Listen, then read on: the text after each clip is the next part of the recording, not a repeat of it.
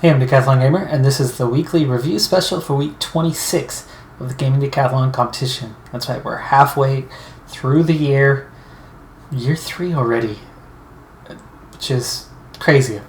2.5 years I've been doing this now.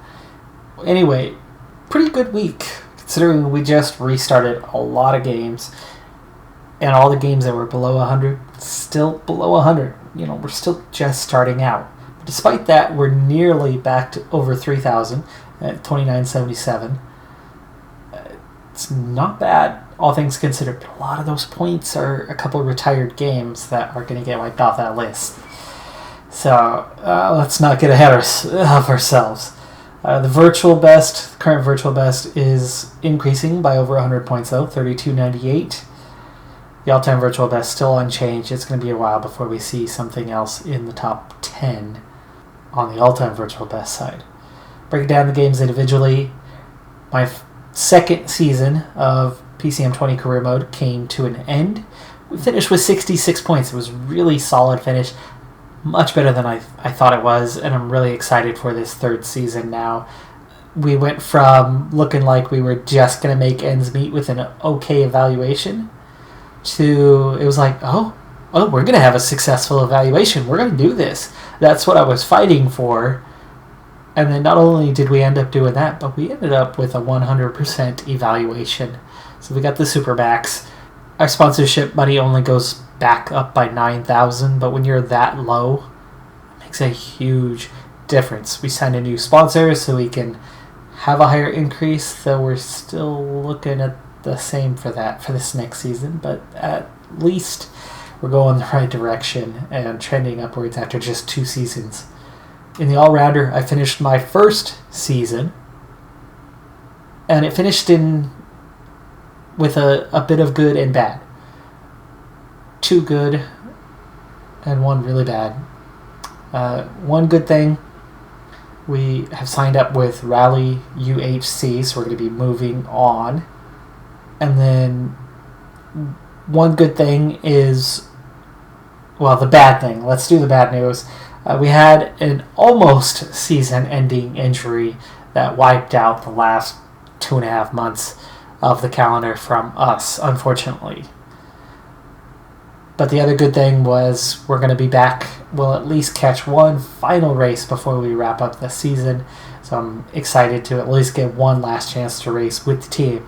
But it's made for a rapid change in how the season set up. In FS19, we've got the Valley Old Farm one. I finally get away from the 2-point score that we've had for ages. Paid off another $35,000 of the debt, but of $3 million, we still owe the vast majority of that. 2.955 mil is majority, and that's why the score's only 9 points, but at least we're making a little progress as we finished up another day in game. And in Little Norton, still on 90 points, but making some progress. I've made the non-land purchasing type progress for a while now.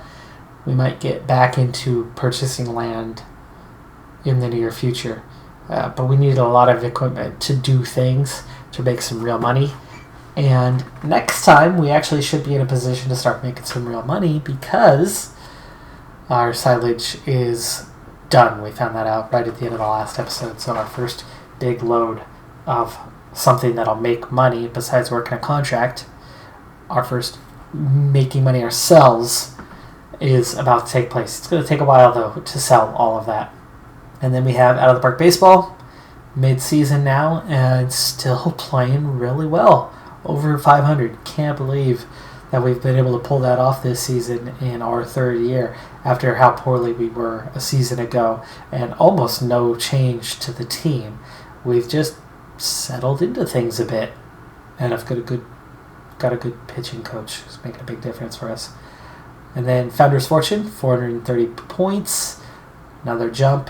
We're coming along in that, which is nice because I thought I was doing so well in our first season of Founder's Fortune, and then everything fell apart. This time I'm finding that we really weren't doing that well at all in reality. things are going a lot better this time, and we've recovered from the losses we had in the one attack that we faced that we won but lost at the same time. Took some casualties, and it took a while to rebound from that.